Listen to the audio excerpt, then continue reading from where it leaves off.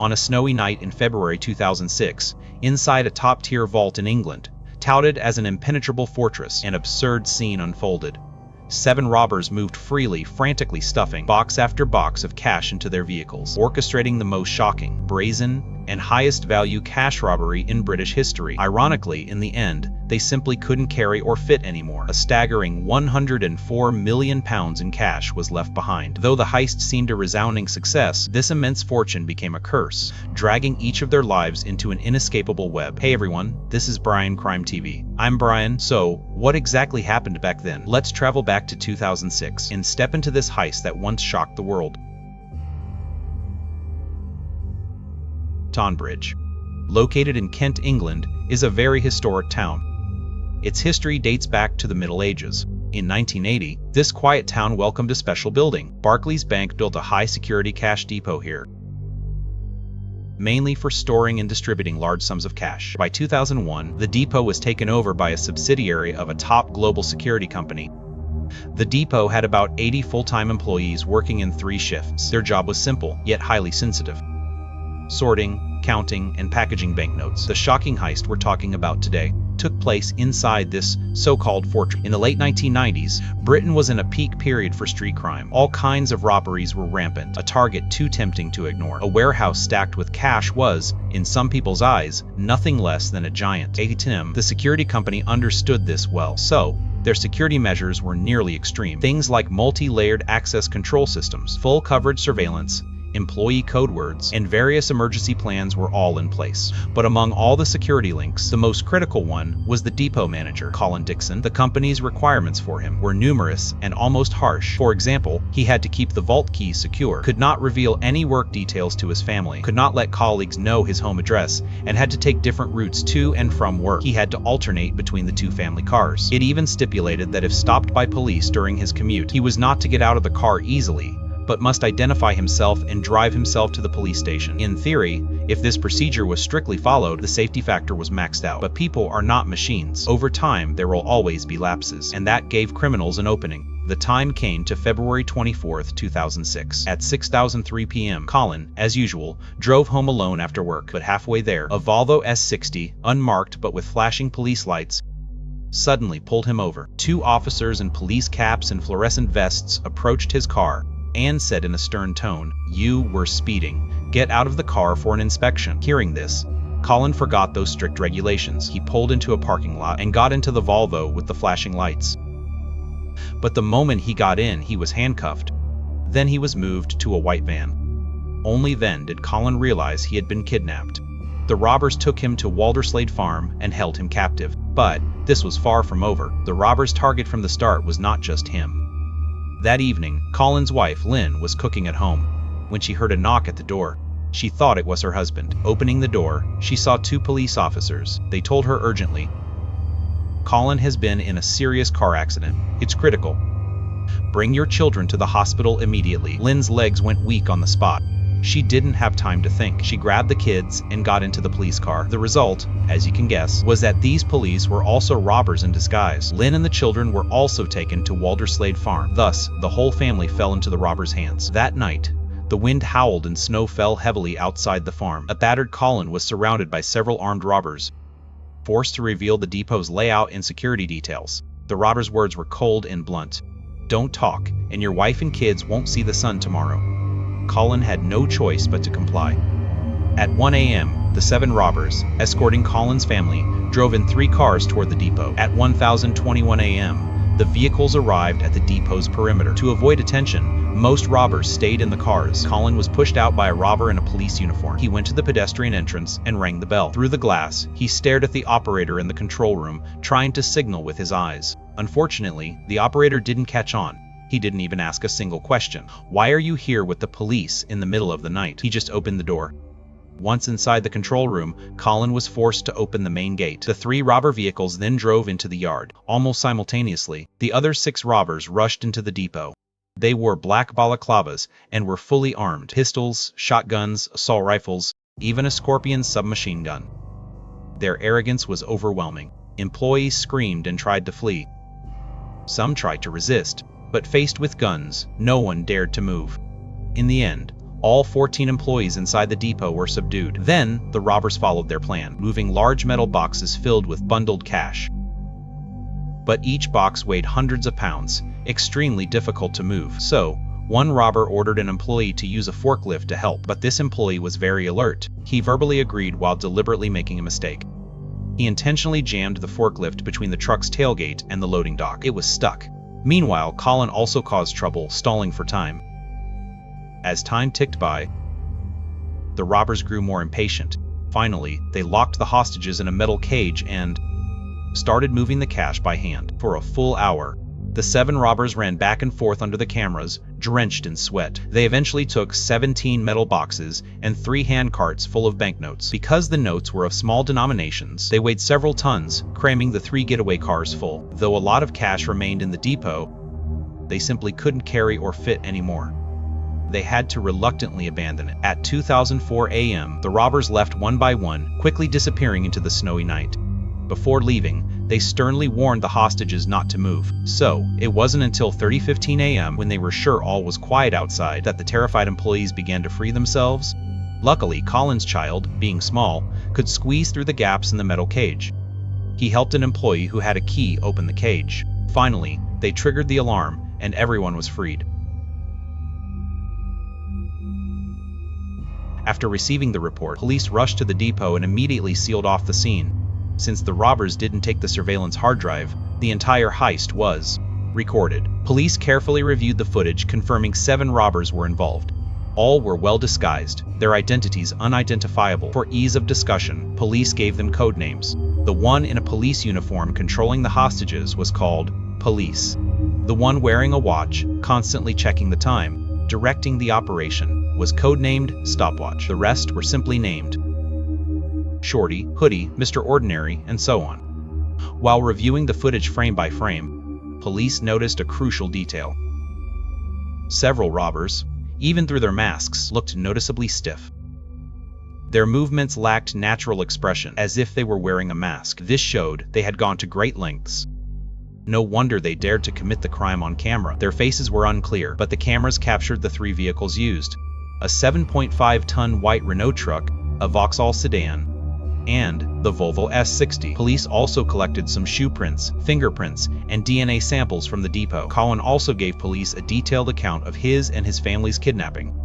He specifically mentioned one kidnapper's appearance: fair skin, thin build, height between 6 feet and 6 feet 2 inches, age 45 to 50, a thin nose, thin lips, a chiseled jaw, brown hair, and a dark brown beard. He emphasized that the kidnapper's expression was stiff when he spoke, as if he was disguised. While police were busy gathering clues, the depot also completed a loss inventory. It was finally confirmed that the robbers had stolen 53 million pounds in cash. This cash included both old notes already in circulation and new, UN-issued notes. The denominations were mainly 10, 20, and 50 pounds. Before this, the largest cash theft in British history was the 2004 robbery of the Northern Bank in Belfast. The amount stolen was about 26.5 million pounds. The Tonbridge depot heist doubled that record, becoming the highest value cash theft in British history. It's worth noting that about 54 million pounds in cash remained in the depot, a silver lining in the tragedy. Since the cash belonged to the Bank of England, the security company paid the bank 25 million pounds as an initial compensation and promised to cover all losses. The security company, along with insurers, issued a massive reward notice. Anyone providing useful leads in the case would receive a £2 million reward. The news caused a national uproar. Major media outlets competed to report it, with headlines reading the same: 7 robbers loot depot, flee with a fortune in cash. Police offer $2 million for capture. Even the Crime Stoppers hotline publicly stated that this was the highest reward ever offered in British history. Under this huge reward, the task force received a flood of tips. Based on these, police arrested dozens of suspects. Some were innocent people caught up, others were indeed involved. Because there were so many, I won't go into all of them here, only the most crucial ones. The first suspect police focused on was named Michelle. She was a striking hairdresser. Before the crime, she had been to a well-known theatrical supply store in London and bought about £400 worth of prosthetic latex dyes, and other makeup supplies. Because the purchase was large, the shop owner remembered her well. What made Michelle's identity even more intriguing was that she was the daughter of Jeffrey, a former Metropolitan Police officer. As soon as this news emerged, the nature of the entire case became more complex. Could this depot heist be linked to someone inside the police force? With this question, police approached Michelle. However, the moment she saw the police, she broke down. She kept crying, saying she knew nothing, and repeatedly stressed, "I can't say anything. If I say one more word, my family will be in danger." That was a dead giveaway. Officers also found in her trash bags a large amount of used latex wigs and dyes. These pieces of evidence, along with Michelle's extreme reaction, were enough to show she was involved. Police then took her in for further questioning. During this time, officers also found several of the vehicles used in the crime. Near a pub called the Hook and Hatchet in Maidstone, they found an abandoned delivery van. Investigation showed this was one of the vehicles used to kidnap Colin's family. Near Leeds Castle, they found the Volvo S60 and Vauxhall sedan that appeared in the surveillance footage. The Volvo had been deliberately set on fire. In the car park of the Bull Inn pub in Detling, they found Colin's Nissan, which he had driven home on the night of the crime. Police traced the origin and movement of these vehicles and quickly identified a key person: a used car salesman, Royal. Royal claimed to be a member of the Special Boat Service, fabricating a lot of military experience. He sounded very convincing and had fooled many people. But in reality, he had no military background and was a notorious local con man. He was infamous. With such a shady record, police were almost certain he was involved. On February 24, police found another suspicious white van. This wasn't the Renault truck from the footage, but inside were crucial pieces of evidence: a balaclava, a bulletproof vest, a Scorpion submachine gun, and over £1.3 million in stolen cash. Following the van's registration, they identified two more suspects, Leah and Jetmir. Leah was a mechanic on the surface, but his real identity was a professional MMA fighter. He had taught MMA classes at the Angel Center near the depot, and there he met Jetmir, a nightclub bouncer. Jetmir worked security during the day, but at night, he was secretly dealing in contraband. It's a pity, because his family background wasn't poor. His father was an engineer, his mother a teacher. He should have had a bright future. But after moving to England from his home country, he gradually went astray. Eventually, he fell completely into a life of crime. Police also found that Jetmir had known the earlier suspect, Royal. These seemingly scattered relationships, as the investigation progressed, were gradually pieced together into a clear criminal network. On February 24, police found at a farm the 14 empty metal boxes abandoned by the robbers. This meant the several tons of cash had been broken down by the robbers, scattered across multiple locations. The next day, police moved decisively. They raided the homes of Jetmir and Leah, seizing a large amount of evidence: receipts for the disguise makeup, fake police badge stickers, hand-drawn diagrams of the depot interior, balaclavas used by the robbers, Royal Mail uniforms, scanners, various weapons, and a detailed plan for the robbery. Item after item, the evidence was overwhelming. Leah and the others' identities as robbers were beyond doubt. A large-scale roundup operation was launched. On the afternoon of February 26, Royal was arrested on Tankerton Esplanade. The next day, Leah and Jetmir were also caught. With the three core members in custody, the overall picture of the case became clearer. On the 28th, police found the white Renault truck from the surveillance footage. The truck was registered to the already arrested Royal. As for where the loot was, police analyzed that in such a short time, the robbers couldn't have divided it up precisely. It must have been hidden in large chunks nearby. So, they conducted a thorough search of Walderslade Farm, where Colin had been held. And when they searched, they did find something. Although the amount of cash recovered was small, only £135,600, it was enough to show it was one of the loot's transit points. The farmer, John, was listed as a suspect and arrested on the spot. On March 2nd, police raided a warehouse in the Wellingborough Industrial Estate, seizing £9.6 million in cash. This was the largest single recovery of stolen money since the crime. The warehouse was rented by a truck dealer named Roger. His DNA was found on the zip ties used to bind the depot employees. This was conclusive evidence. Roger was also arrested. Soon after, police received a tip-off, and in a garage sublet by Leah's cousin, they recovered another £8.6 million. To press the advantage and block the outflow of stolen money, officers set up checkpoints on major transport routes. These measures quickly paid off. A businessman named Ian was stopped on the highway. His car contained nearly £1 million in cash. Of that, $380,000 was confirmed as stolen from this heist. Investigation later revealed Ian had been laundering money for criminal gangs. He refused to disclose the source of the funds. He was eventually sentenced to 3 years and 9 months for concealing criminal property. Police also arrested a petty criminal named Keith, who had helped paint fake police badges on the cars and was paid £6,000 for his work. After months of painstaking searching, Kent police successfully recovered about £21 million of the stolen money. Despite this significant breakthrough, an unavoidable question remained. There were 7 robbers who entered the depot, but only 4 main perpetrators were in custody, which clearly wasn't enough. To find the fugitives, police decided to dig deeper into the call records and phone locations of those already caught and intensified their interrogations. They eventually discovered that on January 6, 2006, Roger, Royal, and Leah had a secret meeting. Also present were 2 other suspicious individuals, Murray and Paul. The moment these 2 names appeared, the investigators' nerves tensed up, because the police were not unfamiliar with them. Murray was a British Moroccan and a former professional MMA fighter, a colleague of Leah's. He was burly, with a fierce temper, and known for his arrogance. His nickname was Lightning. His criminal record was truly horrifying. From his teenage years, he was involved with gangs, theft, drug dealing, assault, fighting, and even suspected murder. His rap sheet was chillingly long. He was a well-known dangerous figure in the police system. Paul was his inseparable compatriot and assistant, always providing support from behind the scenes for years. As time went on, Murray's reputation grew in both the criminal and legitimate worlds of Southeast London. Almost no one didn't know him. He also had an arrogant quote that was widely circulated. Some people might say, "I'm a bully," but I think a bully is someone who picks on the weak, those who can't fight back. I bully everyone. Having such a dangerous person involved in the case put immense pressure on the police. The intricate network of connections behind him could multiply the difficulty of the investigation. Given his status and background, police deduced that Murray was likely the true mastermind of this heist. Subsequent investigation confirmed this theory. After careful examination, police identified the robber code named Stopwatch in the surveillance footage, the one calmly directing the entire operation, as Murray. It was he who brought Michelle in to provide the disguise materials. Michelle later identified him as the mastermind. It's worth noting that a few days before the robbery, Murray had actually come to police attention by accident. After a night of partying at a London club, he crashed his yellow Ferrari the next morning.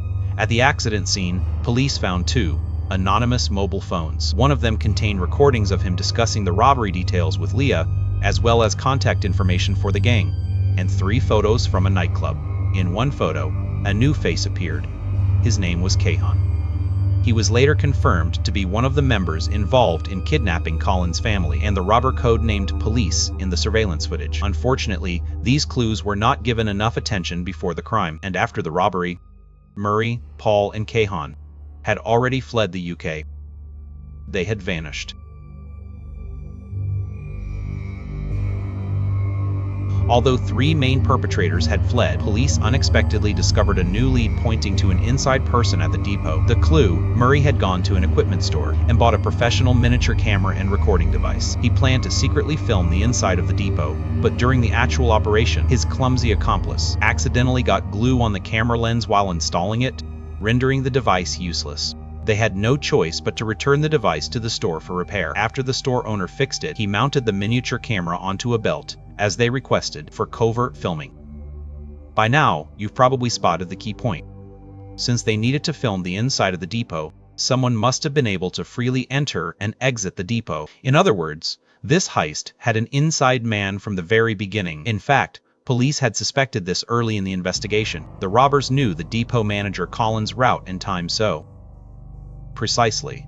An outsider couldn't have done that. On March 7, police took 2 depot employees in for questioning. Even Colin himself was once a prime suspect, because there were indeed many suspicious points about him. On the night of the robbery, he was the one who opened the main gate, letting the robbers' vehicles into the yard. According to regulations, he should only have had 1 vault key, but he was carrying 2 at the time. Police also found depot layouts and employee photos on his home computer. He had previously asked a surveillance engineer to postpone a routine check. However, as the investigation deepened, all these suspicions were eventually cleared, and the real inside man finally came to light. While checking Jetmir's phone records, police found he had been in unusually frequent contact with one number. More critically, at 20:38 a.m. on the day of the crime, just minutes before the robbers were about to leave the depot, Jetmir had contacted this number. After investigation, the owner of that number was identified as a depot employee named Emir. It turned out they were not only from the same country but also former schoolmates. At the end of 2005, Emir joined the depot and coincidentally met Jetmir again. He was quickly recruited into the robbery gang, becoming a mole planted inside the depot. Using his job, he secretly obtained Colin's schedule and photographed the depot's layout. Emir was then arrested. Soon after the inside man was caught, police turned their attention back to the three fugitives. Where were they now? Murray and Paul, just 4 days after the robbery, had already left the UK, traveling through several places, and eventually settled in Morocco. Because Murray held Moroccan citizenship and Morocco does not extradite its own nationals, he saw it as the perfect safe haven. He and Paul rented a villa in the Moroccan capital, living a life of extreme luxury. They squandered the stolen money on designer cars and jewelry, and even paid for various plastic surgeries for their girlfriends. They frequented casinos, trying to launder the money through gambling. Once police tracked their whereabouts, they contacted Moroccan authorities. Murray was placed under 24-hour surveillance. Interpol issued arrest warrants for them. On June 25, 2007, when Murray, Paul, and two friends appeared at a shopping center, dozens of heavily armed Moroccan police suddenly moved in. After a brief standoff, the four were arrested on the spot. For local crimes, including resisting arrest, assaulting police, and drug possession, Murray was sentenced to 8 months in prison by a Moroccan court. The UK requested his extradition, but Murray avoided it thanks to his Moroccan citizenship. Only Paul was extradited back to the UK. As for the other fugitive, Kayhan, he remained missing. Police suspect he may be hiding somewhere in the West Indies. As of 2007, police had arrested 36 people in connection with the heist. Many were proven innocent and released after investigation. In the end, only a few core individuals faced serious charges. On June 26, 2007, this case that had shocked Britain finally went to trial at the Old Bailey, London's Central Criminal Court. 7 men and 1 woman, 8 core defendants, stood in the dock. Royal, Jetmir, Leah, Roger, and Emir, 5 of them, were charged with conspiracy to rob, kidnap, and illegal possession of firearms. The farmer, John, was charged with involvement in the robbery and kidnapping. The petty criminal, Keith, was charged with assisting in handling stolen goods. Michelle, persuaded by her father and godfather, reached a deal with the prosecution. She testified as a witness for the evidence in exchange for having all charges dropped. In the end, she identified her accomplices and gave a detailed account of how she helped the gang members with their disguises. Paul and Murray, due to their special circumstances, were tried separately. On January 28, 2008, the jury reached a verdict. Royal, Jetmir, Leah, and Roger were sentenced to life imprisonment with a minimum term of 15 years. Later, Jetmir's appeal was successful, and his sentence was changed to 30 years, with parole eligibility after 15. The inside man, Emir, was sentenced to 20 years, with a minimum term of 10 years. The farmer, John, was found by the jury to be an innocent man manipulated by Royal, and was acquitted. The petty criminal, Keith, after a 7-month trial, was also acquitted. As for the other 2 core figures, their fates were different. Paul pleaded guilty in October 2009 to participating in the robbery, but he insisted he was not one of the 7 who directly entered the depot. He was ultimately sentenced to 18 years in prison. Murray's case was more complicated. Because of his Moroccan citizenship, his trial was held there. The UK prosecution handed over the case files to Moroccan authorities. On June 1, 2010, a Moroccan court ruled, sentencing Murray to 10 years in prison. Later, due to the severity of his crimes, the sentence was increased to 25 years, and all his assets in Morocco were confiscated. The proceeds from their sale were used to compensate the insurance company. Thus, this globally shocking heist finally came to a legal conclusion. However, the aftermath of the case was far from over. It was like a stone thrown into the deep lake of fate, its ripples still spreading. The security company closed its cash handling business and sold the depot. The farm used to hide the loot became a legendary treasure site. Rumors of buried cash spread widely, attracting countless treasure hunters. As of 2016, 10 years after the crime, about £32 million of the stolen money was still missing. Police admitted that the money had likely flowed into organized criminal networks, especially the old notes with no serial numbers, which were nearly impossible to recover. As for the remaining suspects, police believe they are hiding in the West Indies or northern Cyprus. But even if they do have the remaining loot, they may not be able to use it freely. Because the laundering fees for a case this big, police estimate could be as high as 70 to 80%. In the end, very little would end up in the robbers' pockets, and the personal lives directly caught in the vortex were completely rewritten. Michelle, after becoming a state witness, changed her identity. There were reports that the gang's fugitive members put a £7 million bounty on her life. She spent the rest of her life in hiding and fear. In February 2013, Malcolm, a former manager of the security company, took his own life at home. His family believed his death was linked to the depot heist. Although police found no criminal record for him, they speculated he might have been involved. In the end, he couldn't bear the immense psychological pressure and took his own life. In 2006, Paul was released from prison. He hoped for a peaceful life, but couldn't escape fate's cruel twist.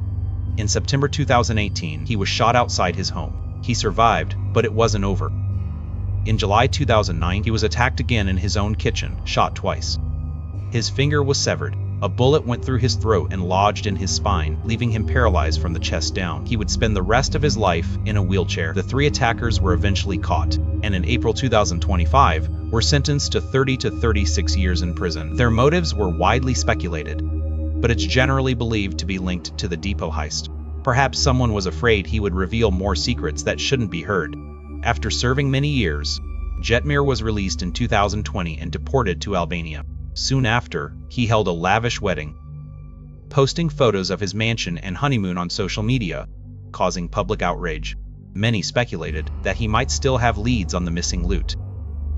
This globally shocking heist had long surpassed being an ordinary crime, becoming an inescapable shadow on society. In 2009, journalist Howard Soons published a non-fiction book, Heist, the true story of the world's biggest cash robbery, detailing the truth of the case. In 2023, a 4-part documentary, Catching Lightning, was released, bringing this legendary crime back into the public eye. Looking back at this meticulously planned, audacious heist, what it brought was not freedom and wealth, but half a lifetime in prison, permanent disability, and lingering fear, and a shattered life. When greed tears down the walls of reason, desire often ends up devouring itself. This is perhaps the heaviest and truest warning this case leaves for the world. Well, that's today's story. Please hit that like and subscribe button. Your support means the world to me.